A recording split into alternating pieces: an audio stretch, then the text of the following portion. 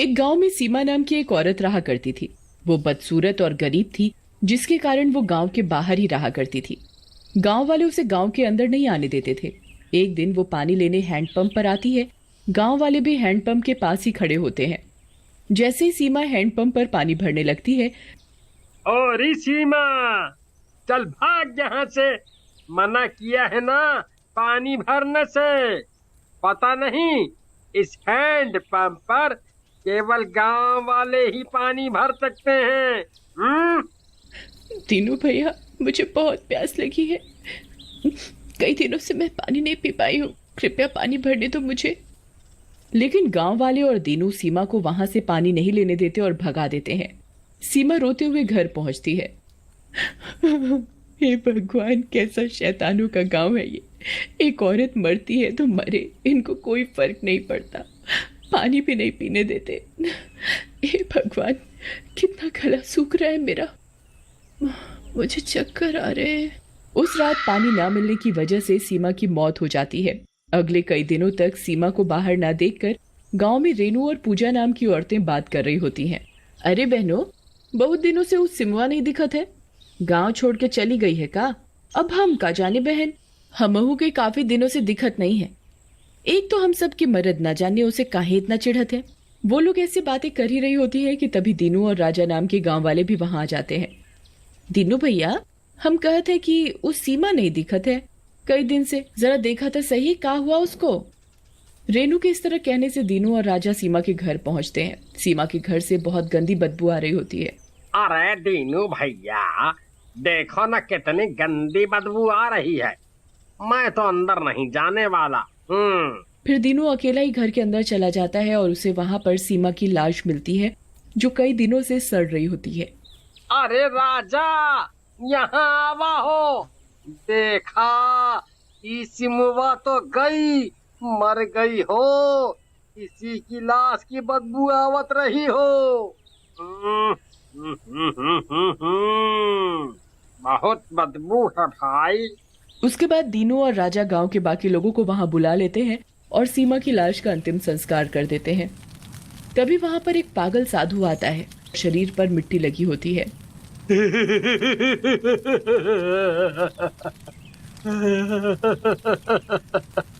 जलाओ,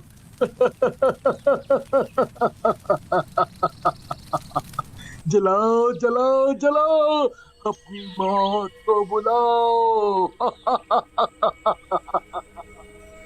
तुम सब की भी लाश चलेगी ऐसे ही। अरे नाश मिटे, क्या बोला था? मौत? किसकी किसकी मौत?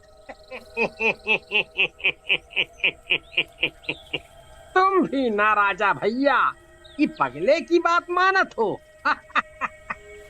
डरो नहीं, ये पागल है और ऐसे ही बोलता रहता है।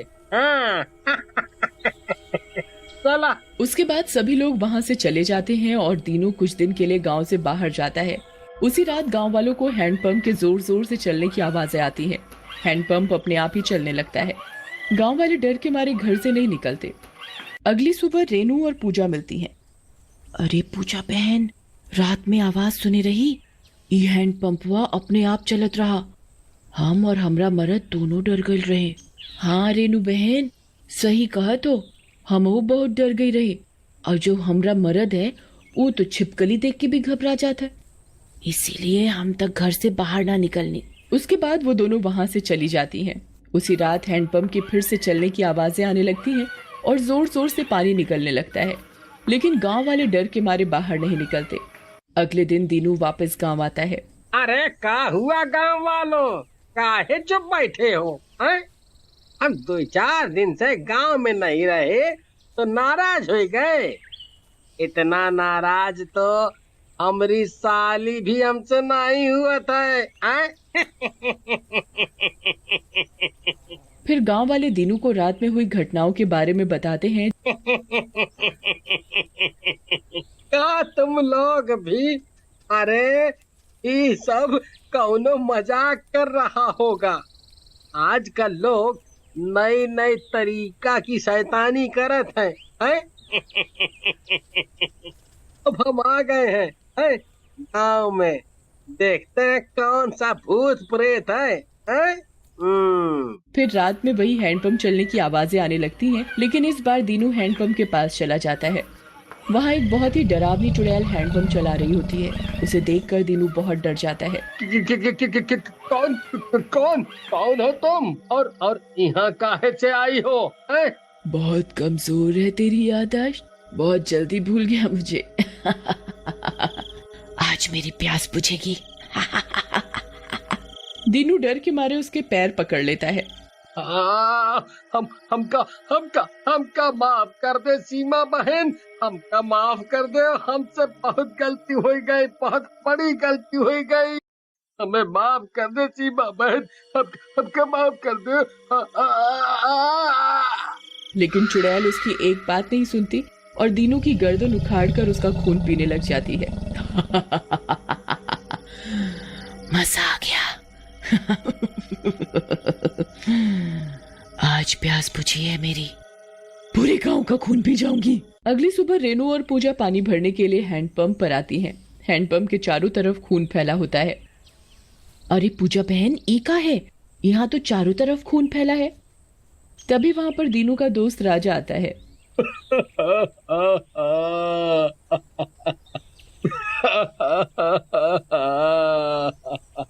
हमका लागत है कि दीनू का खून है।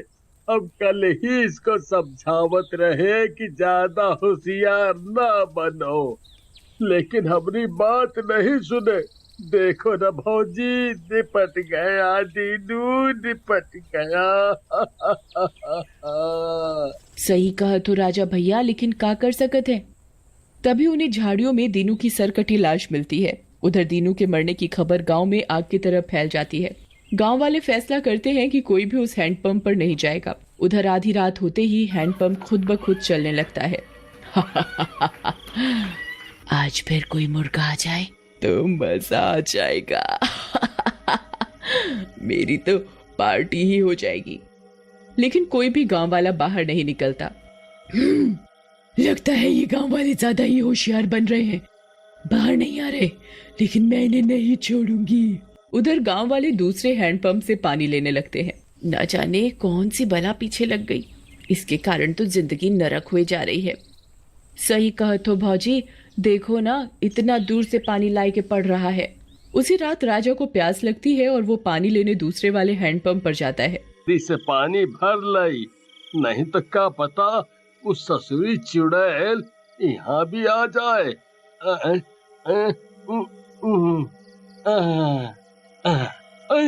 राजा पानी भर ही रहा होता है कि तभी चुड़ैल वहां आ जाती है। क्या राजा भैया, क्या सोचे थे कि बच जाओगे? तुम चाहे जितने हैंडपंप गड़वा लो, जब तक मैं अपनी प्यास ना बुझा लूं, मैं किसी को जिंदा नहीं छोड़ने वाली। ऐसा कहकर चुड़ैल राजा की गर्दन उखाड़कर उसका खून पीने लग जाती है। अगली सुबह गांव वालों को राजा की मौत का पता चलता है। गांव वाले डर जाते हैं और एक जगह इकट्ठा होकर उससे निपटने की योजना बनाते हैं। देखो भाई, हमका तो लागत है ई कौनो चुड़ैल या शैतान का काम है, जो रोज रात को यहाँ आवत है। सही कहा तो सरपंच जी, ये कौनो बाहरी शक्ति है जो कहीं से आ गई है और गांव वालों के पीछे पड़ गई है। तभी वहाँ वही पागल साधु आ जाता है। क्या बोला तुमने? बाहरी शक्ति? मूर्खों, ये तुम्हारे पुराने कर्म है।